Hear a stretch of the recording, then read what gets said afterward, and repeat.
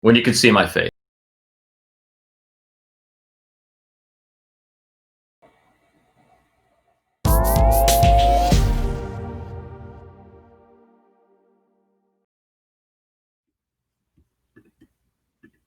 All right. Good morning, everybody. Man, for a Monday morning, I don't know what you're doing in here so early. Good, good for everybody for being up. Yeah, good for everybody to be up early on a Monday and joining in on this. Love to see it. I seriously need another cup of coffee. This one is not near deep enough. And good to see a lot of you. Brian, good to see you. David Cunningham. Hey, Craig Sikowski, how's the dog? Good group in. All right. So happy Monday, everybody. You might notice the surfboard is not here today. Alex is at the beach surfing, social distancing by herself and hitting on very hot surfer guys, as she does usually every Monday morning. Yeah, Fitford does show up. Hey, Laura, good to have you here. All right, folks, I guess we should start because we got a crowd. So with that, good morning, everybody. Welcome to the 61st episode of FinTech Insider, the Breakfast Show US. I'm Sam Maule, Invest Managing Director, North America. I'll be your host for the show. Please do let us know where you're watching from in the world. We love getting the shout outs. Typical crowd here is from Nigeria, Spain, UK, Saudi Arabia, Philippines, and Manila. You take your pick. India is represented, Pakistan. Love having the international crowd. Let us know where you're from, and we will give you a shout out. Most importantly, share this stream live. I'm going to do that right now. So if you look down, you see that little share button. Click on it, hit post, pushes it out to your network, and that's great. And smack all those emojis. I just did, and it felt really good. All right, so with that, if you also haven't read our latest research report that we did with Plaid, we had Lowell Putnam from Plaid on last Friday. Lowell is fantastic. And he told us about how open finance will shape the industry. Then just go to the link that Bianca will post in the comments section, or go to bit.ly/Open Finance 2020. All right, first off, 3 news stories from the past 24 hours that caught my attention and should have yours. And man, folks, I got to be honest, I struggled with only picking 3.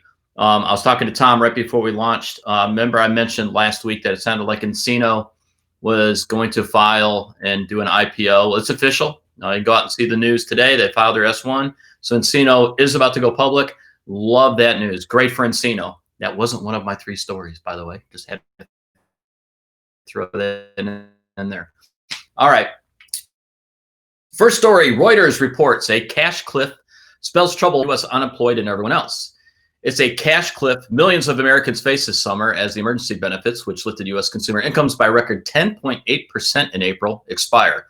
The loss of the safety net looms in the weeks ahead, well before sustained recovery is likely to take hold from the sudden and deep recession brought on by the coronavirus. Personal income dropped 4.2% in May, data Friday showed. The $600 supplement Congress added to weekly unemployment benefits is due to expire July 31st. Without new support, face a substantial loss of income, particularly devastating for those families that are in hard-hit sectors like hospitality, where new jobs are scarce. During high unemployment and a still raging pandemic, the end of enhanced jobless benefits could put a massive drag on consumer spending, set off a wave of missed rent and mortgage payments, and translate to a slower economy, economists say. As the novel coronavirus pandemic exploded in March and local authorities shut down large parts of the U.S. economy, the Trump administration and Congress softened the blow by moving quickly to roll out a patchwork of emergency aid. The centerpiece, stimulus checks for most households and more generous unemployment benefits for tens of millions of newly jobless Americans. The combined cash aid provided $3 in support for every $1 in lost income in April, Oxford Economics estimates. Man, think about that. $3 in support for every $1 lost, but that expires on July 31st. We've said it numerous times on this show. The real canary in the coal mine when we think the proverbial shit is going to hit the fan is in August, everybody. That's when to watch numbers. That's when to watch delinquency numbers in rent, mortgages, auto payments, loans. You take your pick. And I think a lot of us are going to have our eyes on that, especially as the coronavirus numbers in states like Texas and Florida, for example, are between the 5,000 and 10,000 case range daily. Next story. This is, if you remember, we had Amanda Orson from Curve on a few weeks ago. She heads up Curve in North America. Well, Curve actually had used Wirecard as a partner. So AltFi reports Curve customers can make payments as normal following a 3-day outage starting on Friday, owing to the ongoing Wirecard fallout. The firm was one of the high-profile fintechs using Wirecard's e-money and payment services to be hit by the freeze of its UK business, Wirecard Solutions.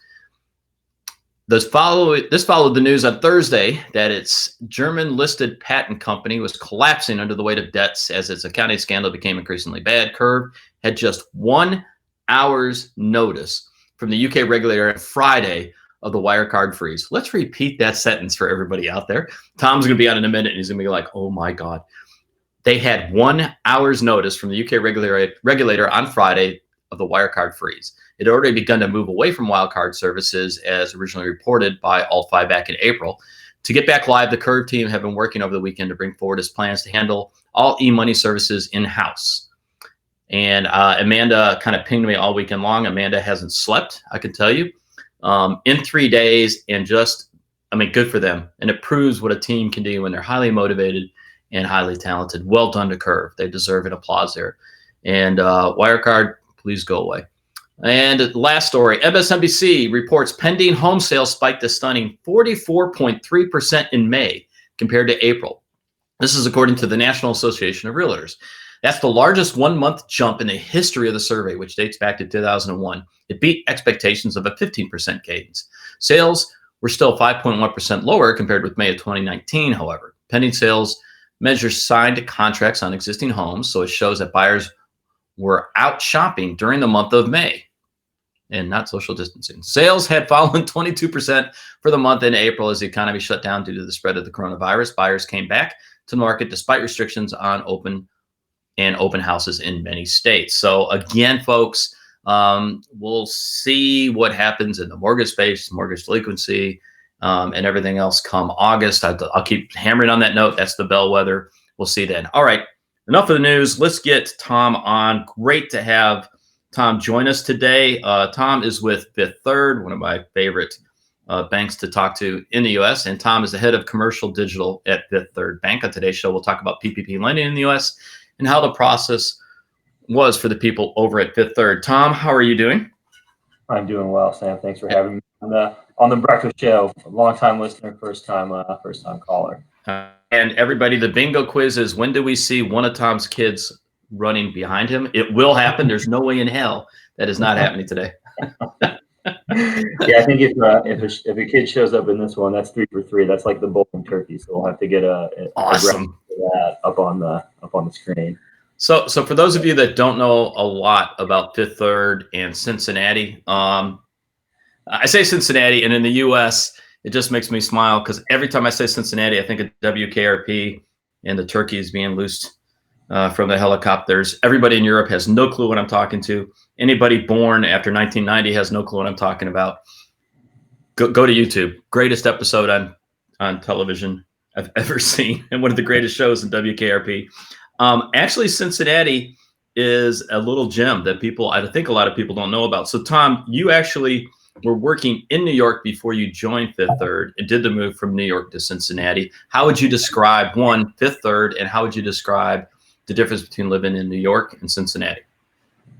Sure, I'll take Fifth Third first. So, for those who don't know Fifth Third, what Fifth Third is, it's a bank, and we call ourselves a full service relationship bank that's been around since 1858. So if you think Fifth Third, how that came to be, that was 2 banks, the Fifth Trust, Third Union Bank came together, Fifth Third. That's how we got the name Fifth Third. It's not just kind of like a marketing thing. It's an actual 2 banks came together. Now we're the Fifth Third Bank. And I would say what brought me to Fifth Third and what's unique about Fifth Third is the vision we have to be the one bank that people most value and trust. So it's a $185 billion asset bank that basically stretches, for those geography fans at home, from the top of Michigan to the bottom of Florida, as west as Illinois and as east as North Carolina. So that's kind of our regional footprint there. And you hear multi-regional global bank. We're a super regional bank in the United States, headquartered out of Cincinnati, which to your point is a gem and a bit of a different vibe from Brooklyn. We were in Brooklyn. I was working. And we decided to buy into the vision that was going on here at Fifth Third, where we really wanted to transform the banking industry overall, not just Fifth Third Bank, not just the Midwest, but how can we take a look at the financial services industry in the United States and really innovate and bring things that either don't exist to our clients today or things that we can refine upon to make their life simpler, easier, frictionless, and a little more secure. So commercial digital here at the bank, the easiest way to put it is we build digital products, platforms, and capabilities for businesses of all size. And that's the job. We've had a lot of fun in the 2.5 years I've been here. We bought a bank in Chicago called MB. We worked here at that bank. We're dealing in what I call just historic times. So my history goes back to the early 2000s out in San Francisco with Wells Fargo, when we were doing another merger, but a different kind of merger there when we had Wachovia. Yeah. So you kind of think through in a lifetime, how many kind of global crises do you experience? I thought it would be one. Now we're kind of in two, and we'll see how it goes. It's never a dull moment in the banking industry, that's for sure. And here's what I like about Fifth Third. Y'all did apply for a national charter, which again, you got a super regional that has got the national charter now, which makes it interesting. And this concept of super regionals in the U.S. is pretty interesting. When you talk especially for those in Europe or outside the U.S., when you look at how the U.S. banking system is structured as far as the players that are in there, and I've talked about the numbers, right? The sheer volume of banks that we have in the U.S. and credit unions here. Even with the top 4 or 5 banks, they're rather regional. I mean, Tom mentioned this, San Francisco with Wells Fargo, right? The South with Bank of America. You look at Chase in Chicago, and then you look at Citi and their footprint in New York and elsewhere. So it is rather interesting that even when you get to the largest banks, their footprint still tends to be somewhat regional. And then we have this concept of super regionals, like Fifth Third. You take a PNC, a Truist, which is a combination of SunTrust and BB&T. So it makes it interesting. But what I love about Fifth Third, and Tom, I want to get your feedback on this. I'll be really interested. Fifth Third is unique. You have a CEO who was a CIO. You have Tim Spence, who was named Innovator of the Year by American Banker, I think maybe 2 years ago. You've got Melissa Stevens, who came from Citi in New York, who moved to Cincinnati, who's running the innovation side. You got a hell of a lot of talent that you brought into Cincinnati for the bank. Yeah, I would say that's one of those when you look at the opportunity and you look at Fifth Third and you say, okay, to your point, it's a multi-regional bank, kind of center I-65 corridor for those in the U.S. But we've got commercial presence in some strategic locations, be it Denver, be it LA, be it New York, Houston, you name it. And then you combine that with some of the what I'll call contemporary thinkers out in the space who are really focused on, we need to think about our business model. We need to think about those things that we need to not only be sustainable, but thrive in the future. So how do we thrive in the future? And a lot of that comes from the top down. To your point, when you have a CEO who has been a CIO, which I think is pretty rare in the financial services industry across the globe, let alone the United States, you talk through things like digital transformation. You talk through things like, how do you build the best experience? But that experience is not just the front end. It's how do you sync up the workflow, the process, the data integration to actually deliver some efficiencies and bring some visibility into what's happening on the client or customer interaction piece to our bankers. And I think that's one area where the talking points, you can be a little more technical, and at the CEO level, those things really get internalized. And when you hear our CEO speak in a public domain, he's talking through things like digital transformation. We're talking about operational efficiencies. We're talking about automation. He's got the hands-on keyboard experience from a previous life where he's done that. So he understands it and understands, it's challenging. And to your point, when you have a talented team that comes together and you have a singular focus, you can deliver a lot of value and drive some pretty serious outcomes. And that's what, really got us comfortable with leaving the global behemoth that is JP Morgan Chase in Brooklyn, New York, and coming to Cincinnati to working at Fifth Third and figuring out how we can drive that change in financial services. Yeah, I remember when I read the news that Melissa Stevens was leaving New York to go to Cincinnati and work for Fifth Third. I remember having a double take, doing one of those, wait, what? Because I know Melissa. I know, but she loves bagels in New York. But hey, there's good food in Cincinnati too. Cincinnati's a hilarious. The one thing I love about Cincinnati, when you fly to Cincinnati, you don't fly to Cincinnati. You fly to Kentucky. By the way, everybody, that's how you get there. You go to Kentucky and then you grab a cab. Suddenly you appear in Cincinnati. It's amazing how that goes. Good chili fries though at the airport. So I know you can get great pizza in New York. You can get some good chili fries in Cincinnati, and a great history around Cincinnati Reds when it comes to baseball. One of my favorite stadiums in baseball. So Tom, let's talk a little bit about PPP, if you don't mind, because for our listeners that don't know, unless I'm mistaken, the SBA is going to stop approving PPP loans at the end of the day tomorrow, and there's still more than about 134 billion in funding that's been unused. So this second wave has been interesting and not what I expected. You guys have been involved with PPP really from day one, right?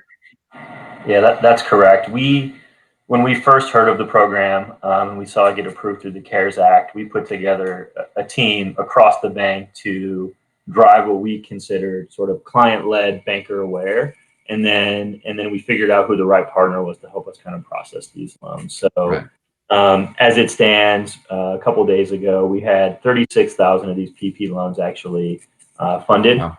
A little over 5 billion in funding, and our estimates said roughly 550,000 jobs that were kind of taken into account with that funding. So we looked at it as again, going back to 2007, 2008, 2009, in the financial services industry, you almost had like a civic call of duty. Amen. The industries where you say, listen, we're here to help our clients, our communities. Let's put aside what is on the table for priorities Fifth Third, and let's do what's the right thing for the country and then our clients overall. And it was a very, I would say, it was a chaotic time, not at the bank necessarily, but just across the country. Here's a program where you can apply. There's no real clarification on what is needed to apply. There's no understanding of what the process is. There's no communication that has been given around here's how you would kind of rank in a priority order. It's just come one, come all. So it was an interesting space to be in. And we took the approach of, again, it's our civic duty. We have to figure out how to support this. And we're going to do everything and move across whatever kind of organizational group we have to get it done. And I would say that first weekend was pretty intense. When we opened up on Monday, we had a lot of loans flowing through, and we had a lot of people from digital, from our data team, from the relationship and banking team, from the branch distribution team, you name it. Everybody was kind of lined up to help figure out how we could process these loans. What surprised you most? I'll tell you, for me, what surprised me most about the program was the second tranche. I really thought it was going to go fast. And I think I just said it was something like 134 billion that's been unused in the second tranche. I didn't see that coming.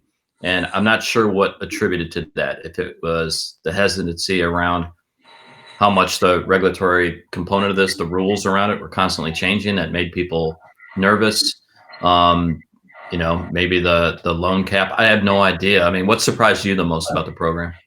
I think what surprised me the most was how much volume came through the first couple of days. Yeah, that's good. We knew there was a lot of demand out there, and we knew there were a lot of businesses that were in need. I had thought it would have been more kind of standard, right? You're going to see kind of a normal distribution every day, but those first couple of days, I mean, it hit pretty hard. And I think that was the thing that I learned the most through that was there's a lot more pain out in the American kind of economic realm than maybe people were anticipating. So I think that was the biggest learning for me is how hard, that quarantine, shutdown, social distancing, what it actually did to the economy. I think that was the biggest thing for me. And it just reiterated our view of getting this money out so that our clients can actually put it to good use and save as many jobs as we can. Well, I mean, I stated earlier that the SBA is going to stop approving the PPP loans at the end of the day tomorrow. So now what comes next is the Main Street Lending Program. We had a whole show, I think it went out Friday, talking about, PPP and especially the Main Street Lending Program. I'm curious at Fifth Third, I mean, how do you guys think this is going to go? So the latest program. Yeah, I think this one, so for those who aren't super in the details, PPP, that's Paycheck Protection Program. That's kind of more tailored towards smaller businesses. Main Street Lending, that's a program for some of your like large corporate or more sophisticated businesses in the space. And I think it's a little too early to tell on that one. I think the approach we're taking is, hey, we're an approved lender for the Main Street Lending Program.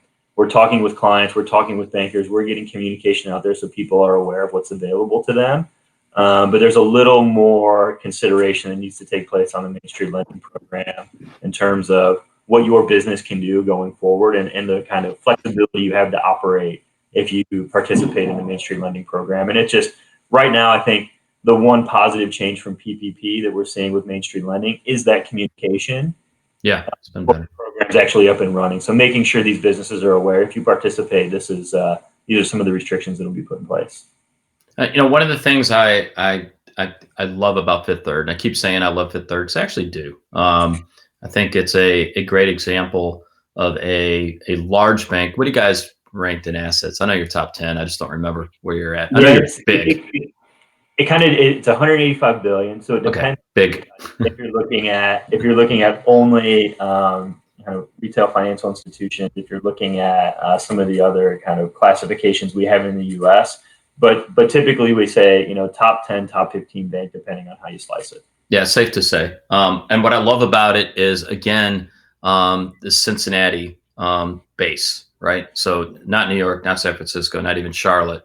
You are talking the Midwest, where I'm originally from, by the way, folks. If you didn't know, I'm originally from Detroit.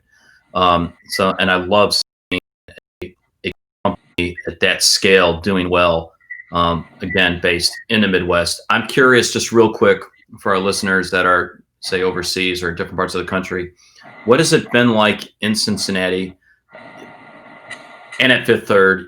Again, you're the head of digital for the commercial side of the house there. So you got Fifth Third, a very large footprint in Cincinnati and other cities. What's it been like going virtual for y'all in the process? So I'll take back to previous lives. So I spent time San Francisco, Wells Fargo, Chicago. Was at a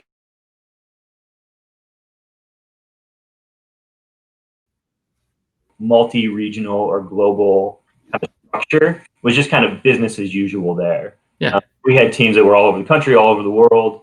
The collaboration wasn't necessarily from a video conferencing standpoint. It was just an afterthought. I think at Fifth Third, one of the things that we've really been learning are what are some of the tools out there that will help us, because we do have more of a kind of physical in-person presence. And obviously with what's going on with this global pandemic, there are some of us who don't feel that the physical in-person nature of our employee engagement, let alone our business engagement model, will persist. So we need to bring in new tools. And I would say once people got comfortable with it, so the first couple of days, maybe a week through, we had to work out a few kinks, making sure that we could support, tens of thousands of people working remote, or 10,000 plus people working remote. It kind of came off without a hitch. And now we have some people who are like, hey, how many days do I get to stay at home? Is it 3 days a week, 5 days a week? What are kind of the flexible working arrangements here? So, it's been a good learning process, I would say, for the bank as a whole. So I'm about to give you the hard question, Tom. You know it was coming. This one coming from Sidderhar. Hey, Sidderhar, thanks for the question. So again, head of digital on the commercial side, Sidderhar asks, what disruptive forces do you see on the horizon for commercial banking that keep you awake at night? Good question. They keep me awake at night. There's a lot. Keep you awake. Yeah. Oh my God. You keep me awake at night right now. 3.5-year-old, 18-month-old. But in the financial services or banking space, I think the one thing that we just have to be better at is taking this mindset of here's a customer need, let me build a product that meets that need, and taking a step back and saying, what is the client or what is the customer actually trying to accomplish? What's the thing they're coming to us for that only we can deliver, or that we should be able to deliver, because we've built that trust, we've built that relationship. They have that safety net of a financial institution. So I'm not going to go specific products, but I will go just the mindset of some of the players in the space. They're taking a more client-centric, here's the thing they're trying to accomplish, and then building a value proposition around that. Where at Fifth Third, we believe in that same mindset. We have to focus on the client. We have to build and deliver value focused on the client. I think others are just looking at it as more digital first, and then it's digital only. Whereas we're saying, yes, we understand that we need to enable bankers as well, because we have a wonderful relationship management and we have a wonderful branch distribution team who knows how to work with clients, kind of boots on the ground. And I think for us, the thing that would keep me up at night sometimes does keep me up at night. If we don't figure out the head and the tail side of the coin, how do we take a client interaction and provide that information to the people who are supporting the relationship, be it in the field or in the branches? Then that gives some of the competitors in the space the opportunity to kind of find a little niche and carve in and start to craft value propositions around that. So that's the thing that I worry about, is how do we change our mindset to focus on client needs and building products versus a specific product need tie or a specific product tied to a need. And then also, if we don't get the transparency side of the equation, more finely, I guess, tuned, there's an opportunity there. Yeah, Derek Sutton from Autobooks. Hey, Derek, up in Detroit, by the way, just said jobs to be done. Help enable progress for customers. Amen. I mean, it's something we preach at 11FS left and right, is the whole concept of jobs to be done. If you don't know about jobs to be done, go to the 11F website, go on the blog side or our videos, and man, Ryan Garner will give you a million descriptions of jobs to be done, and why that process is one that we embrace so much at 11FS, right? Really drilling down, because I'll be blunt. It's easier to create a product, to think, hey, we got this, right? Customer came to us, told us one thing, and you go, boom, let's go build this product, instead of actually diving in, right?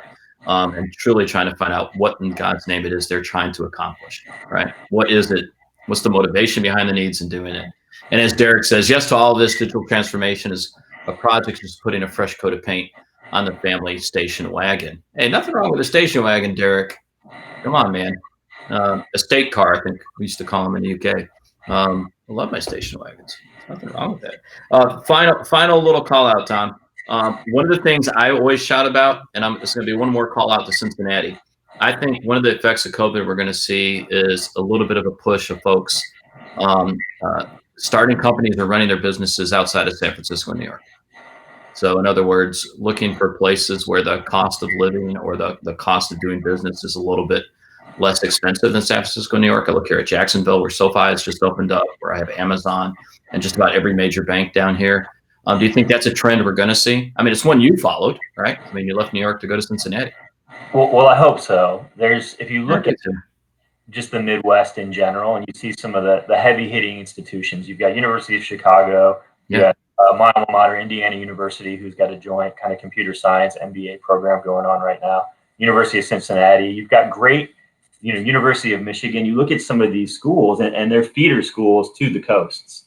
And if I just take like a one or two data points, there's a bunch of people in my neighborhood whose kids have left New York or San Francisco or LA or Chicago to move back to home until COVID kind of clears out of those major cities, or gets to a point where they're safe enough to go back in their minds. So I think what you'll see is a little bit of a transformational shift, and I hope that means there's more people coming to Cincinnati. We've got a pretty thriving startup scene. We've got people who are focused in the space, right? You've got P&G, you've got Kroger, you've got Fifth Third, obviously. We've got some good companies here who are investing in innovation. And, Cincinnati is one of those places where you can get some really smart, really talented, really capable people, and you can find them. So we hope to see a little bit more of that. And just in the Midwest in general, I mean, there's a lot of smart people in the Midwest, and, hopefully that message gets out a little bit. Amen. And the best thing you just did is you named Michigan and not that other school in Ohio. And we'll end on that note. Everybody, they shall not be named. Thanks for being here today. Where's the best place, folks, for folks to reach out to you or to learn more about Fifth Third? I would say if you want to reach out individually, just hit me up on LinkedIn. Pretty active. Easiest way to do it, folks. As for me, Sam Maule on Twitter. Join us tomorrow. I got Oliver Hughes from Tinkoff. I just like saying that name. Oliver Hughes from Tinkoff. And on Wednesday, I have Tom Peters. Yeah, that guy you studied in college, everybody. The author, Tom Peters, management consultant, the guru himself. Tom will be on if we get a chance to ask Tom questions directly. And if you don't know Tom Peters, he will answer you directly. As always, don't hesitate to reach out to me or the producers of the show. You can ping them at breakfastshow@11fs.com. Everybody, thanks for being here on Monday, and we'll see you tomorrow. Thanks, Sam. Thanks, everybody.